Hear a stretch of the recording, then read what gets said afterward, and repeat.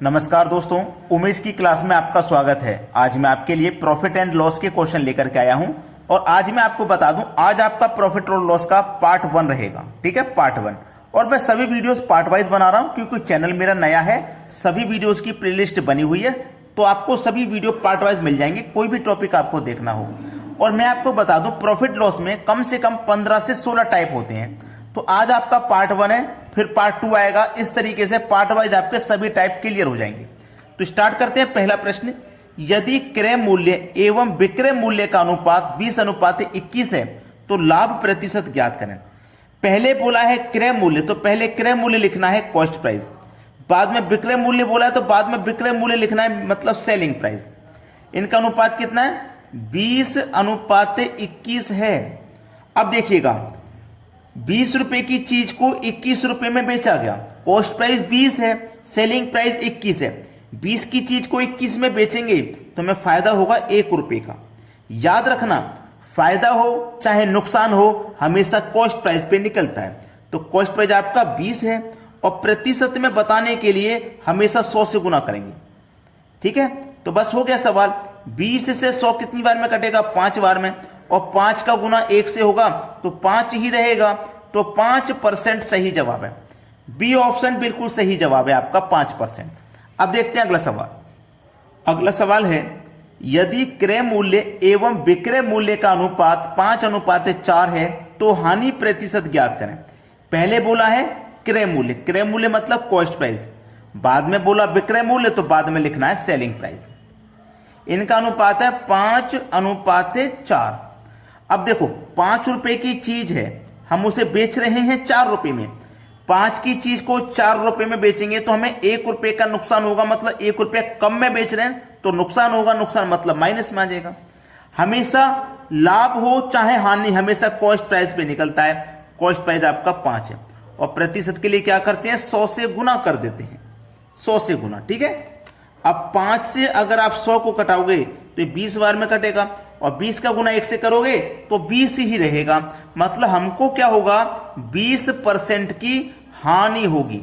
Minus में आने का मतलब हानि होगा 20% का। तो पहला ऑप्शन है आपके प्रश्न का बिल्कुल सही जवाब। अब देखते हैं अगला सवाल। अगला प्रश्न है, यदि क्रय मूल्य एवं विक्रय मूल्य का अनुपात 9:11 है। पहले क्रय मूल्य दिया गया तो पहले क्रय मूल्य लिखना कॉस्ट प्राइस, बाद में विक्रय मूल्य दिया गया है, बाद में विक्रय मूल्य लिखना सेलिंग प्राइस। अनुपात है 9:11। अब देखो, 9 रुपए की चीज को अगर आप 11 रुपए में बेचोगे तो आपको 2 रुपए का फायदा हो जाएगा। फायदा निकालें चाहे नुकसान, हमेशा कॉस्ट प्राइस पे निकलेगा। कॉस्ट प्राइस 9 है और प्रतिशत में बताने के लिए आप क्या करते हो? 100 से गुना करते हो। ठीक है, अब देखो, 2 का गुना 100 से होगा तो ये 200 हो जाएगा, बटे में 9 है, कटा दीजिए 9 से। देखो, 9 दूने का 18 कटेगा, 2 बचेगा 20, फिर से 9 दूने का 18, अब 2 बचेगा जाएगा नहीं, 10 में हो जाएगा 20 हो जाएगा, फिर से 9 दूने का 18, 2 बचेगा, फिर से 20, फिर से 9 दूने का 18। तो 22.22 किस ऑप्शन में है? पहले ही ऑप्शन में है। यह हो जाएगा आपके सवाल का बिल्कुल सही जवाब। क्लियर हो गया सभी को सवाल? अब देखते हैं अगला प्रश्न। अगला प्रश्न है, यदि 25 वस्तुओं का क्रय मूल्य 20 वस्तुओं के विक्रय मूल्य के बराबर है, लाभ प्रतिशत ज्ञात करें। बोला गया है 25 वस्तुओं का क्रय मूल्य, क्रय मूल्य मतलब कॉस्ट प्राइस। ठीक है, 20 वस्तुओं के विक्रय मूल्य, 20 वस्तुओं के विक्रय मूल्य, विक्रय मूल्य मतलब सेलिंग प्राइस के बराबर है। बराबर है ना, तो बराबर ले लो। अब लाभ प्रतिशत ज्ञात करना है। देखो, ये क्या है? कॉस्ट प्राइस है हमारा। जब मैं सेलिंग प्राइस को इधर लेके आऊंगा बराबर के, तो कॉस्ट प्राइस के बटे में सेलिंग प्राइस आ जाएगा। जब सेलिंग प्राइस इधर आ गया तो इधर कितना बचा? 20। ठीक है, जब मैं 25 को इधर लेके जाऊंगा तो 20 के बटे में ये 25 आ जाएगा। अब देखो, कॉस्ट प्राइस आपका 20 रुपया है, सेलिंग प्राइस आपका 25 रुपया है। अब 20 रुपए की चीज को आप 25 रुपए में बेचोगे तो आपको 5 रुपए का फायदा हो जाएगा। फायदा हो चाहे नुकसान, हमेशा कॉस्ट प्राइस पे निकलता है। कॉस्ट प्राइस 20 है और प्रतिशत के लिए आप क्या करते हैं? 100 से गुना कर देते हैं। तो 20 से 100 कट जाएगा 5 बार में, 5 का गुना 5 से हो जाएगा, तो ये हो जाएगा 25%। आपके सवाल का जवाब 25%, यानी कि बी ऑप्शन हो जाएगा बिल्कुल सही। क्लियर हुआ गया सभी को? अब देखते हैं अगला सवाल। अगला प्रश्न है, यदि वस्तु का विक्रय मूल्य उसके क्रय मूल्य का 8/5 है तो लाभ प्रतिशत ज्ञात करें। देखिएगा, पहले कॉस्ट प्राइस है तो आप पहले कॉस्ट प्राइस लिखेंगे, बाद में सेलिंग प्राइस है तो बाद में सेलिंग प्राइस लिखेंगे। लेकिन यहाँ पे तो ऐसा नहीं है, यहाँ पे तो पहले विक्रय मूल्य है बाद में क्रय मूल्य है। यही तो है, पहले विक्रय मूल्य बाद में क्रय मूल्य। अब समझना मेरी बात को, ये मेरे पास क्या है 8/5, तो ये ऊपर वाला जो है ना ये पहले वाली संख्या का अनुपात होता है। पहले विक्रय मूल्य है तो ये जो 8 है ना ये विक्रय मूल्य का है, बाद में क्रय मूल्य है, क्रय मूल्य का मतलब 5 हो गया। विक्रय मूल्य का मान 8 और क्रय मूल्य का मान 5। याद रखना, ऊपर वाली जो वैल्यू होती है वो पहले वाले की होती है और नीचे वाली वैल्यू जो होती है बाद की। यानी कि क्रय मूल्य आपका 5 है, क्रय मूल्य यानी कि कॉस्ट प्राइस मेरा 5 है। सेलिंग प्राइस विक्रय मूल्य मतलब 8 है तो ये 8 हो गया। अब कोई दिक्कत नहीं, मैंने कॉस्ट प्राइस पहले लिख लिया था लेकिन उसका मान मैंने सही लिख दिया। अब देखिएगा, 5 रुपए की चीज को 8 रुपए में बेचेंगे तो 3 रुपए का फायदा हो चाहे नुकसान, हमेशा कॉस्ट प्राइस पे। और प्रतिशत में बदलने के लिए 100 से गुना, 5 से कटा दो 100 को तो 20 बार में कटेगा, 3 का गुना 20 से कर दो 60% आंसर आ जाएगा। 60%, सी ऑप्शन बिल्कुल सही जवाब। अब देखते हैं अगला सवाल। अगला प्रश्न है आपका, एक वस्तु को 50 रुपए में बेचने पर प्रतिशत हानि उस वस्तु को 70 रुपए में बेचने पर प्रतिशत लाभ के बराबर है, उस वस्तु पर लाभ या हानि प्रतिशत ज्ञात करें। बहुत अच्छा सवाल दिया गया, बेहतरीन क्वेश्चन। देखिएगा, इस क्वेश्चन को मैंने एक क्वेश्चन आपको ऐसा बताया था कि जिसमें लाभ और हानि बराबर हो। देखो, 50 रुपए में बेचूंगा तो जो हानि होगी 70 रुपए में बेचूंगा वही लाभ बराबर होगा। तो क्रय मूल्य पता करने के लिए इन दोनों मूल्यों को जोड़ के 2 से डिवाइड कर देते हैं। दोनों को जोड़ के 2 से डिवाइड कर दूंगा तो 50 और 70 120 हो जाएगा। 120 को मैं 2 से डिवाइड कर दूंगा तो 60 आ जाएगा। यानी कि क्रय मूल्य मेरा कितना आ गया अभी 60 रुपया आ गया। क्लियर हो गया, यहां तक किसी को कोई दिक्कत नहीं है। यहाँ पे क्रय मूल्य मेरा 60 रुपया आ गया। अब बोला क्या है उस पर ध्यान दीजिए। हमसे बोला गया है उस वस्तु पर प्राप्त लाभ या हानि प्रतिशत ज्ञात करें। अब मैं चाहे लाभ प्रतिशत ज्ञात कर लूं चाहे हानि प्रतिशत, सेम आएगा। क्यों सेम आएगा? क्योंकि हानि और लाभ का जो प्रतिशत है वो बराबर है ना, बराबर है। तो चलिए, मेरे पास क्रय मूल्य कितना आया 60 रुपया, तो 60 की चीज पे मान लेते हैं जो लाभ है वो 10 का है, क्योंकि 10 का ही हानि है और 10 का ही लाभ है। देखो, एक वस्तु को मैंने बेचा 50 में, दूसरी को बेच रहा हूं मैं 70 में, तो 50 को बेचा 1 में, दूसरी को बेचा 70 में, मिडिल रेंज कितना आ गया 60 रुपया। अब 60 की चीज को 70 में बेचूंगा 10 का फायदा, 60 की चीज को 50 से बेचूंगा 10 का नुकसान। यहां 10 का हानि है, यहां 10 का फायदा है। ठीक है, तो लाभ और हानि देखो मेरा बराबर हो गया। तो अब मैं चाहे हानि निकालूं चाहे लाभ निकालूं एक ही बात है। ठीक है, तो इस 60 पे निकालूंगा मैं। मान लेता हूं 60 पे 10 का फायदा या 10 की हानि, कितने का? मान लेता हूं 10 की हानि 10 का फायदा। कितने पे? 60 पे। प्रतिशत के लिए 100 से गुना। भाई कॉस्ट प्राइस पर ही तो निकलता है, फायदा निकालो चाहे नुकसान। मैंने मान लिया मुझे 10 का फायदा है, कितने पे? क्रय मूल्य पे, यानी कि 60 पे। प्रतिशत के लिए 100 से गुना।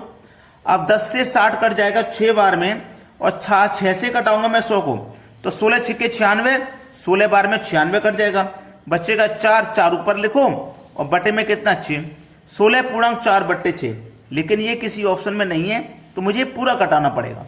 तो 16 छिक्के 96 तो कट गया, 4 बचेगा नहीं जाएगा, 40 हो जाएगा, 10/40, तो हमारा 6 से कट जाएगा 6 6 36।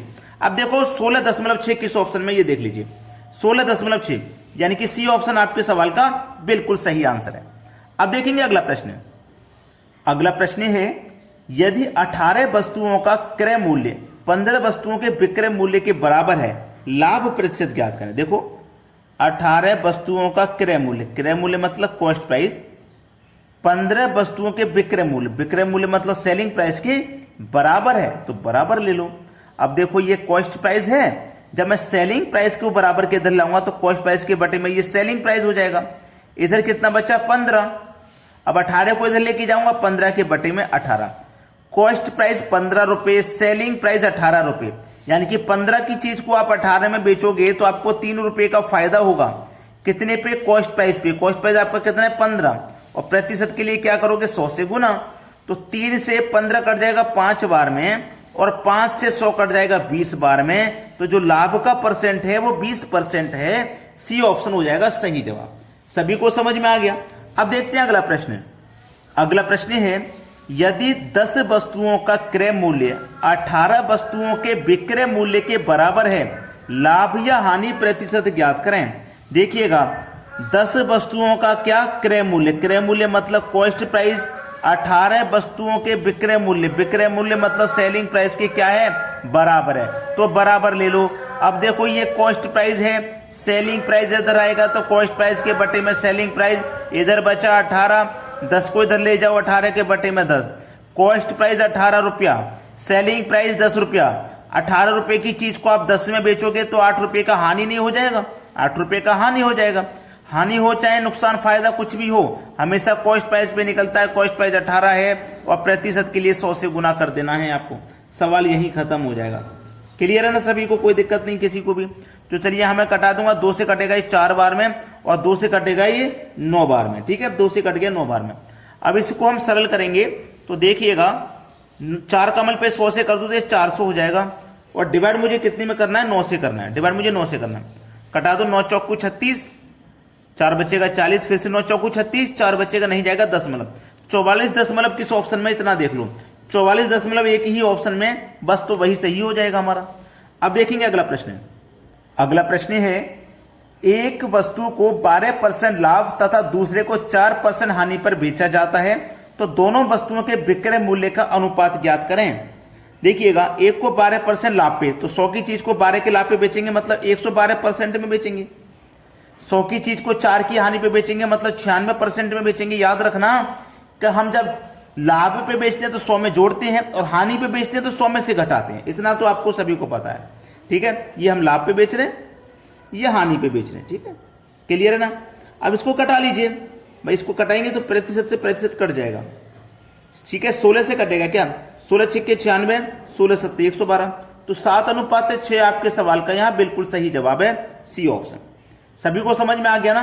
अब जो बच्चे वीडियो को अभी तक लाइक नहीं किए हैं लाइक कर दीजिए और जो शेयर नहीं किए हैं शेयर कर दीजिए और हमारे लिए एक प्यारा सा कमेंट कर दीजिए, आपको हमारे वीडियोस कैसे लगते हैं कमेंट करके जरूर बताइएगा, ठीक है दोस्तों, धन्यवाद।